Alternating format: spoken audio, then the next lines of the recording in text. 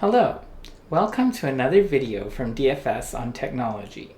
In this video, I'm going to talk about how the popular Google Authenticator app works. I'll also give you some security tips to avoid having your online accounts compromised. Before we look at Google Authenticator, let's look at the problem it tries to solve. Suppose you want to make use of an online service such as banking, email, or social media. Typically, you need to create an account with the service, and then every time you want to use the service, you have to provide proof of identity so the service knows which account belongs to you. In most cases, your proof of identity is your username, which is not normally very sensitive, and a password, which is very sensitive and must be kept secret. The idea is that only you know your password, so anyone who can supply your password to the online service must be you. Unfortunately, there are a number of problems with this scheme. For one thing, most people are not very good at picking unguessable passwords, so with a bit of patience, an attacker might be able to guess quite a few people's passwords. For another, most people are not very good at remembering passwords, so they tend to reuse their passwords across multiple services. This is bad because it means if one service is compromised, then any other services you use with the same password might become compromised. You might not care if somebody compromises an account you use to play mahjong online, but if you use the same password for your online banking, that could be a problem. In order to stop a guessed password from completely compromising your account, some services use a second factor to authenticate you. For example, you might log onto a website, but before being granted access, you might receive a text with a secret code that you then have to enter to complete the login process. Or you may receive the secret code in an email or via a voice phone call. This second factor is designed to thwart one type of attack, in which an attacker obtains or guesses your password and then tries to use it later on. Unfortunately, it is possible to intercept SMS messages, emails, and voice calls, so a powerful attacker could simply intercept the second factor and successfully log into your account. Google Authenticator works differently. It uses the time-based one-time password standard, or TOTP.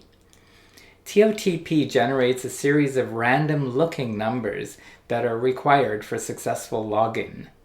The interesting part is that no communication between the server and your TOTP app is required, so there's no possibility of an attacker intercepting anything to obtain the secret number.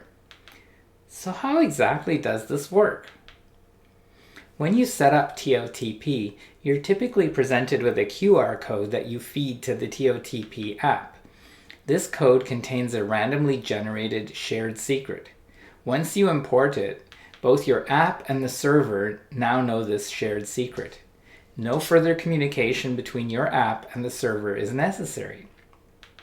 When it comes time to generate the 6-digit code, your app takes the shared secret, combines it with the current time, feeds it into a hash function, and then extracts 6 digits worth of information from the hash. Now let's take a slight detour to learn what a hash function is. A hash function is a function that accepts as input a piece of data, which can be small or extremely large, and produces a fixed-sized output, typically around 8 to 10 bytes. A good hash function has the following properties. 1. If you feed it the same input, you get the same output. It's completely deterministic. 2. If you feed it different inputs, even if they only differ by a single bit, you are almost certain to get a completely different output. More technically, a single bit change in the input causes about half of the output bits to change. This is called the avalanche effect. 3.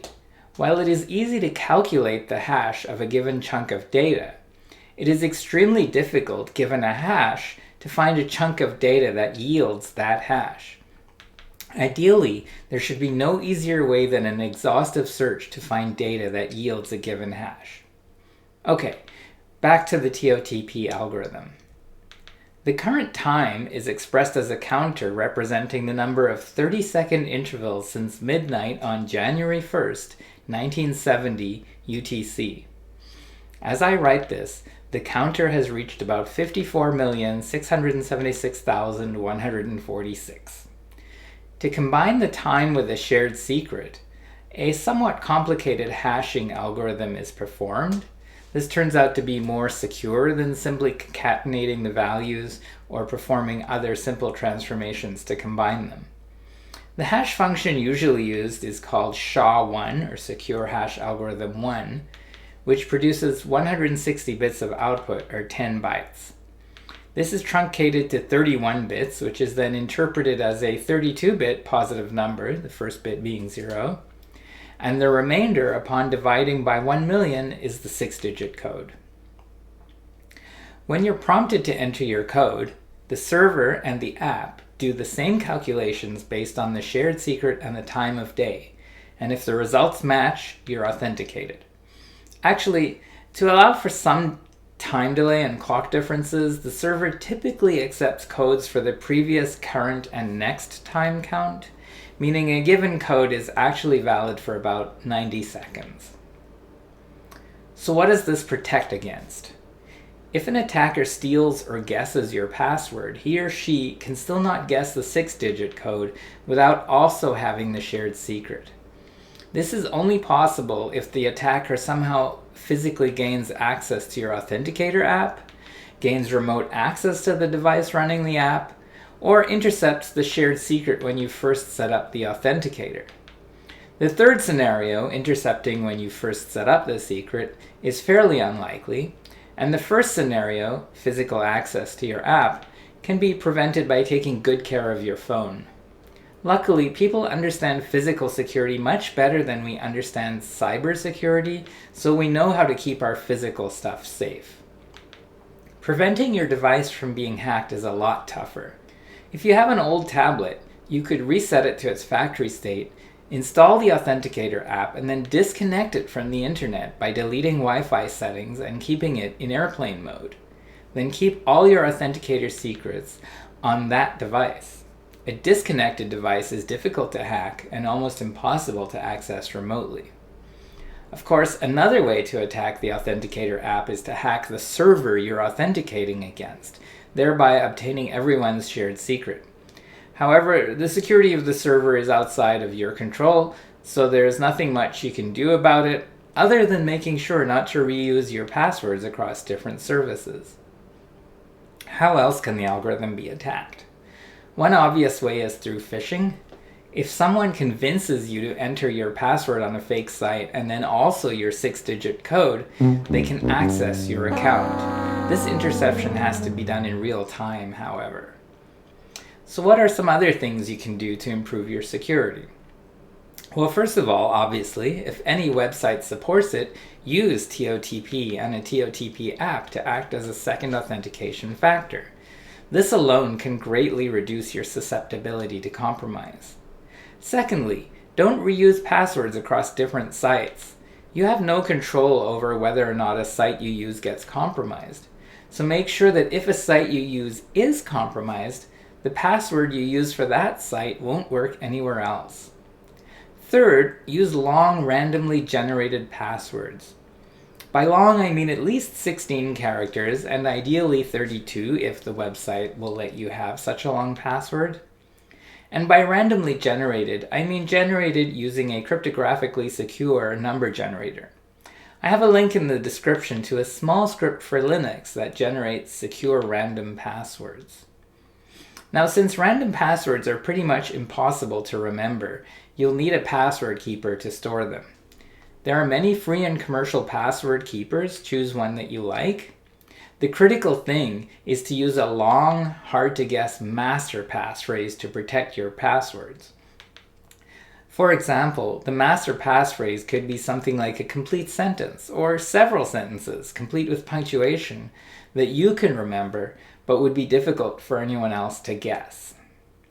Fourth, never enter credentials into a website if you arrived at that site by clicking on a link in an email or a text message.